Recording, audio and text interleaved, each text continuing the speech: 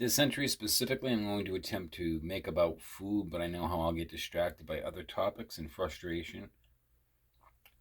The fact right now that I have no human rights, this is factual based on court documents and court proceedings, in my inability to access my bank accounts, my inability to get records in my name. I don't have the right to my possessions of my apartment, to bank accounts, to any of the info about what's happened to me since the injury, despite years I'll never remember from skull puncturing head injury and court proceedings missing that information. I don't have the right to question any of it or access bank accounts or have any of the money delegated in my name from the federal government to Department of Health and Human Services in New Hampshire. I don't have the right to know about any of it or access any of it. This is concluded, so it doesn't matter how much I've asked for help with it. I've come to the conclusion that I've accepted I have no human rights. Since in a coma, my information has been sold by my parents to people that are nefarious, that are operating in New Hampshire with service provider positions and using agencies to access Department of Health and Human Services and misusing the courts to attack people with medical vulnerability and steal the funding that's meant for their care while preventing the care. And the systematic dysfunction that they arrange keeps everyone around that person confused, while these innocent, ignorant victims, tax-funded and trusted, put on their performances publicly. I have no human rights. So, back to food where this began. When I came back to life, I clearly knew that it was time to help people see food differently.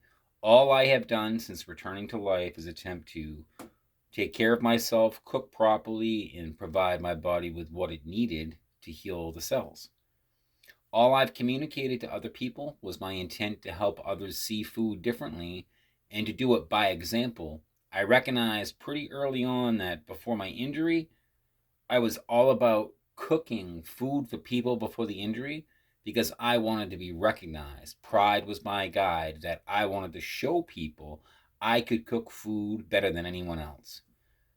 And I wanted to have the ego leading the way and guaranteeing that outcome, that no matter what it was, if it was food related, I was the best. That was my prideful problem. So since returning to life, instead of proving that I can cook things, it still kicks in because I can do stuff with one hand and I'm proud of it. Even though I don't remember doing it, I find it. And to not put attention on that, instead back to the food itself. The simplicity that we are what we eat, literally. This is the scientific end of it, that there's no arguing with this, there's no opinion. Every single thing that my body is made of is due to what I'm consuming. Everything will be maintained by what I'm consuming. All the energy that I got, accomplishment of what I'm going to get done, will have to do with what I'm consuming.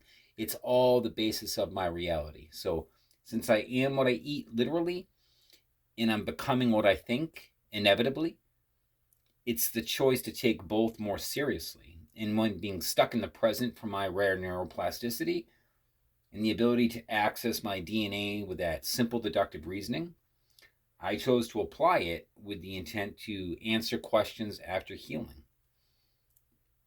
The attack that people have organized, tax funded and trusted, blood relatives, pretend friends, the whole network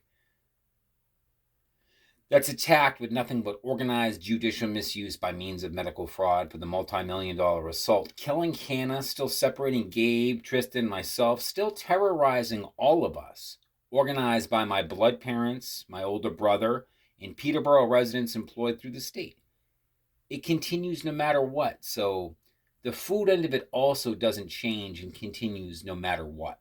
I'm healing miraculously, and all I'm doing is following the blueprints of my DNA, which is simply having faith in divine truth. That faith in divine truth that I came back with, realizing it was time to help people see food differently. Accomplish something impossible, seemingly impossible, with a homeopathic approach of just food, and this will help to show people that, look, this is what we can do with food. Despite skull puncturing, half paralyzed, under attack by the tax-funded and trusted, the right food, my body will heal itself. So now the story I've got to talk about, but the attack doesn't stop, so I'm going to keep on asking the public to pay attention how this network that is integrated in New Hampshire, it's not one faction, it's not one person or one agency. It's all of them. They're all tethered together with the same agenda, which is that creative deception that was warned about by the prophets. With creative deception, they've got it all tied together to create a net to capture people with this methodology. One, vulnerable, you're manipulated by those that you trust, and then they take away your rights while claiming to the courts and the public that they're protecting them. They're taking them, violating them, and that's why they're targeting the medically vulnerable. They can't do anything about it. So modern day slavery sums that up, but none of it changes the truth about the food, where the century began and is going to finish. That faith in divine truth is food.